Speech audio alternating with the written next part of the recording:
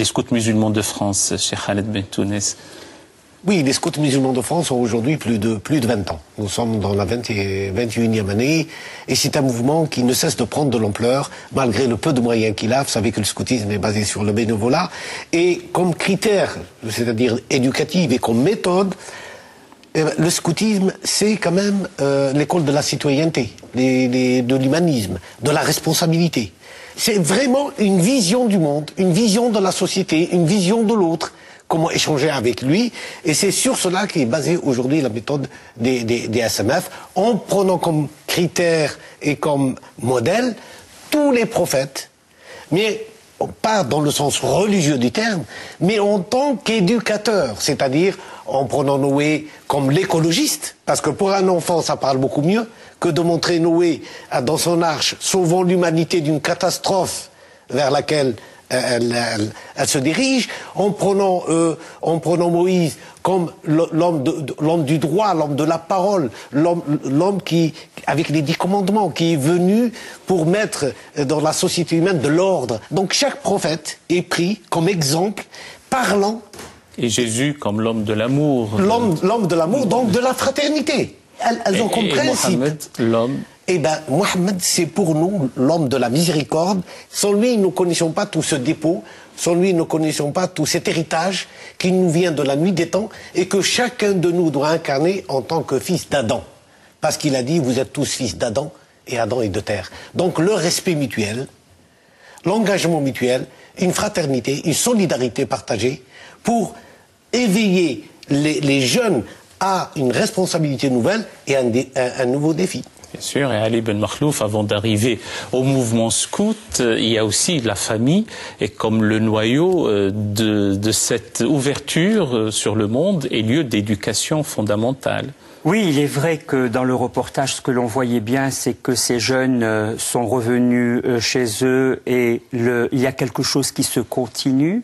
Je crois que l'éducation est bien évidemment un processus continu. Il serait très grave de la cloisonner uniquement dans le lieu qu'est le collège ou l'école, parce que ça va scléroser ce savoir transmis. Il faut qu'il soit redistribué dans différents lieux de parole et effectivement dans la relation de confiance avec les parents. C'est un point important, sans oublier aussi que quel que soit le savoir qui est transmis, c'est, si vous me permettez l'expression, je la prends de chez Montaigne, ce n'est que du thym et de la marjolaine, il faut encore qu'il soit transformé en miel. L'abeille, elle butine partout et elle transforme en miel. Donc il y a un moment où les jeunes s'approprient les choses et les transforment en leur miel. Mais cela, c'est imprévisible pour nous. Il serait absolument dogmatique de dire qu'on va formater le jeune de demain. Si vous voulez, l'éducation, c'est une prise de risque et une imprévisibilité pour que tout un chacun s'approprie sur fond de thym et de marjolaine qui sont susceptibles d'être transformés en miel. Mais il faut donner le thym et il faut donner la marjolaine et on ne sait pas où se produit le déclic. Il peut se produire dans une famille, il peut se produire quand on donne des formes d'exemplarité comme cela a été signalé, et ça peut se produire dans un système d'école et ce moment de déclic, c'est lui précisément qui va être porteur et heureusement qu'il y a une énigme autour du déclic et que l'éducation précisément se fasse dans des processus continus. Et de ce point de vue, qu'en est-il de la place et de l'enseignement du fait religieux dans le système éducatif moderne? La religion s'impose aujourd'hui, à la société moderne d'aujourd'hui, parce que la modernité est arrivée à un terme, où elle ne répond plus au questionnement de sens que se posent beaucoup d'êtres humains. Si on n'apporte pas un éclairage à travers le religieux, et si on laisse les choses déraper, on va arriver soit à du sectaire, soit à du fanatisme. Le repli des communautaires est quelque chose de très dangereux. Si une communauté se replie sur soi et traite au fait de la religion à sa sauce, au lieu d'être dans un système ouvert, c'est la laïcité qui nous le permet, dans un respect mutuel, dans un engagement mutuel, pour que le vivre ensemble, pour que sa société puisse vivre, le vivre ensemble. Le vivre ensemble, c'est aussi de mettre nos connaissances, à la fois philosophiques, à la fois économiques, mais aussi religieuses, pourquoi pas, pour avoir du comparatif. L'homme aime savoir comment les choses... J'ai rencontré beaucoup de gens qui me disent, grâce à cette émission, ils ont appris beaucoup sur l'islam. Et des tabous tombent, parce qu'il faut faire tomber les voiles et les tabous. Aiguiser les esprits, ça vous l'avez dit, éveiller les consciences, mais avec un enseignement critique pour discerner, pour comprendre, oui. Y compris les questions religieuses. Oui. Est-ce qu'il en incombe aux systèmes éducatifs modernes, vous qui êtes professeur de philosophie, Ali Ben Makhlouf? Je pense qu'il est très très important qu'il y ait la possibilité, vous l'avez dit, de comparer sans égaler les différentes religions. Je crois que c'est très très important, mais qu'il y ait un enseignement religieux spécifique d'une religion aux dépens d'une autre, je trouve que c'est malheureusement catastrophique et ça a produit dans l'histoire des stigmatisations effroyable. De même, donc, je ne dirais jamais enseigner le fait religieux qui ne serait que l'islam ou essayer de savoir quelle est la place de l'islam. Il faut arrêter de stigmatiser. Mieux vaut parler de la religion que de telle ou telle religion. Et c'est l'esprit critique commence par cette entrée générique vers le fait religieux. À partir de là, déjà Al-Farabi le disait au Xe siècle, si vous voulez lire le Coran 4 siècles séparés du Coran. Il faut apprendre la langue d'aujourd'hui et la langue d'autrefois. Il faut apprendre tout ce qui s'est fait depuis en termes de droit. Il faut observer autour de soi. Il faut avoir l'outil logique de savoir quand une expression est particulière, quand elle est générale. Donc, sans les sciences humaines aujourd'hui, il n'y a pas de possibilité d'entrer vers le fait religieux. Il y a probablement quelque chose d'absurde de penser qu'on puisse se projeter dans 15 siècles d'autrefois. On ne peut accéder aux textes religieux qu'à partir de l'histoire que ces textes religieux ont produit. Feu Maître Harkoun, Mohamed Harkoun, insistait beaucoup sur l'historicité du fait religieux. Il faut reconnaître l'histoire et la sécularisation du fait religieux lui-même pour donner, un tant soit peu, un respect à la religion en tant que telle. Et comment, de ce point de vue-là, alors, développer le sens civique et cette préparation à la citoyenneté des jeunes générations? Je pense que c'est la rencontre. Rien ne vaut la rencontre.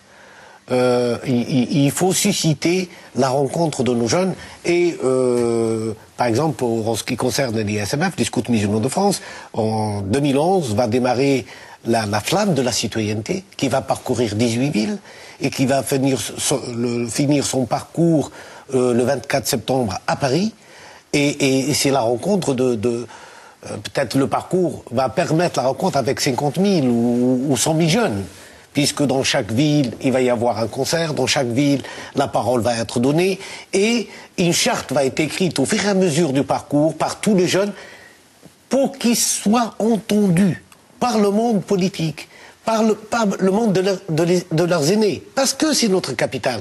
Comment faire en sorte pour qu'ils puissent construire un avenir ensemble, un avenir l'un avec l'autre et pas l'un contre l'autre. Les initiateurs sont les SMF, mais... Les SMF, ce sont les scouts musulmans de France. Les scouts de France avec les scouts de France, parce que nous avons la présidence aujourd'hui du scoutisme français, donc nous avons... avec nous les scouts catholiques, les scouts protestants, les scouts juifs et les scouts laïcs. Et tout le monde, c'est-à-dire elle est labellisée, cette flamme citoyenne est labellisée par le scoutisme français qui regroupe quand même plusieurs milliers de jeunes, centaines de milliers de jeunes. Donc la rencontre, la connaissance, l'éducation sont les moyens pour lutter contre l'obscurantisme, l'intolérance, le fanatisme. Ali Ben Makhlouf. Oui, je pense qu'une éducation réussie est une éducation qui arrive à anonymiser son fond particulier. Tant qu'on est porteur d'une singularité, il y a quelque chose qui résiste précisément à la rencontre de l'autre. Et je crois que, si je citais par exemple la philosophie arabo-musulmane, sa réussite dans la philosophie occidentale, c'est d'être devenu le fond anonyme de cette culture occidentale. Et je crois qu'il faut aller jusqu'à cette transformation qui rend anonyme les fonds particuliers. Ça, c'est l'éducation réussie, parce que si on arrive à ce fond anonyme, eh bien, on peut se mettre à l'échelle de l'humanité sans les stigmatisations sur les particularismes. Donc, comme nous arrivons au terme de notre émission, j'aurais à vous poser à l'un et à l'autre cette question. Vous qui parliez d'une banalisation, finalement, y a-t-il valeurs spécifiquement islamiques, valeurs universelles? Qu'en est-il de cette question des valeurs? Je crois que nous sommes des héritiers d'une continuité que dans la tradition musulmane, on appelle l'Hanifiyya. L'Hanifiyya, c'est ce terme qui désigne cette religion primordiale, qui vient de la nuit du temps, et qui véhicule jusqu'à aujourd'hui, elle véhicule des valeurs partagées. Aujourd'hui, nous devons aller vers cet homme universel. Je ne pense pas que l'humanité peut survivre à ce conflit pyramidal. Nous devons revenir à cette notion du cercle qui nous met à égale distance du cercle, à égale distance de nous-mêmes, du centre du cercle, et dans un partenariat entre tous les points qui forment ce cercle, et qui est l'humanité. Et Ali Ben Makhlouf, y a-t-il des valeurs universalisables ou universelles et bien établies? Qu'en est-il de ce débat entre valeurs islamiques, valeurs universelles aussi? Je pense que c'est un processus dynamique que la promotion des valeurs communes, un processus dynamique, un processus interactif, et qu'il faut bien prendre en charge l'idée que nous sommes construits par des projets et des aspirations et non pas par des spécificités. Et je crois que interaction, dynamisme et promotion de la dignité humaine, je préfère d'ailleurs au mot de dignité humaine une forme de justice, la justice humaine.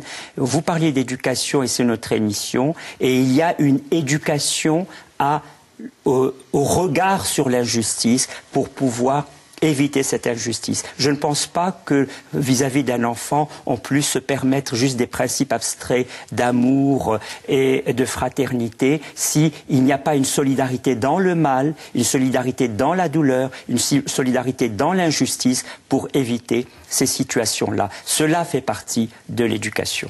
Eh bien, merci sur ces belles paroles. Nous arrivons effectivement au terme de notre émission. Je vous présente à vous, tout en vous remerciant de nous avoir suivis aussi fidèlement et pour votre assiduité, l'ouvrage qui nous a servi comme une base de discussion ce matin de Cheikh Khaled Bentounes, La thérapie de l'âme, chez Albin Michel, dans la collection Espace Libre.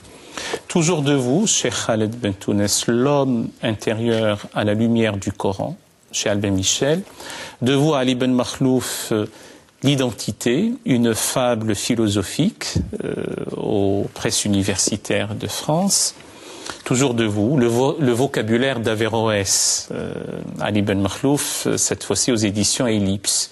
Et cette collection est dirigée par Jean-Pierre Zarader.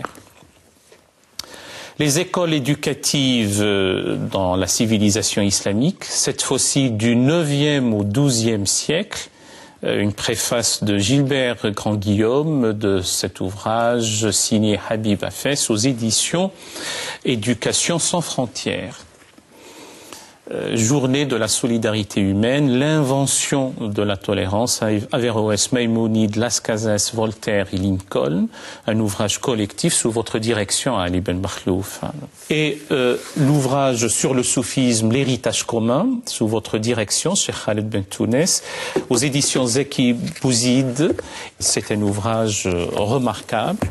Et on finit par la reconnaissance sous votre direction, Ali Ben Makhlouf, aux éditions Le Fennec. Mesdames et messieurs, vous trouverez votre émission sur le site de France 2 après les www.france2.fr. Vous allez sur les chemins de la foi et vous trouverez l'émission d'aujourd'hui. D'ores et déjà, bon dimanche, excellente semaine et à très bientôt sur France 2. اللهم صل وسلم وبارك على سيدنا